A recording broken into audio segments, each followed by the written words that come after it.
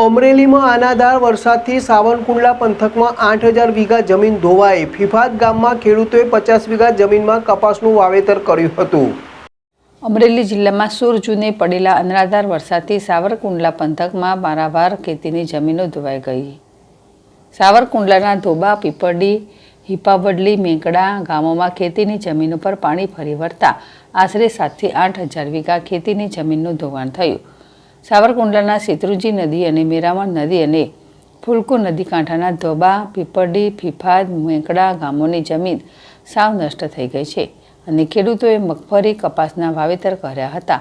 આ વાવેતર તો ઠીક, પણ ખેતીની જમીન જ આખી ધોવાઈ ગઈ અને આજે 5 દિવસ વીતવા છતાં પણ હજુ ખેતરમાં પાણી ભરાયા હોય અને જમીનોમાં 2-2 ફૂટના ખાડાઓ પડ્યા છે। ખેતીની જમીન જ ધોવાઈ જતાં ખેડૂતો ઉપર આબને નીચે ધરતી જેવી કફોડી સ્થિતિમાં મુકાઈ ગયા છે। ફિકાદ ગામના ખેડૂતે 50 વીઘા જમીનમાં કપાસનું વાવેતર કર્યું હતું।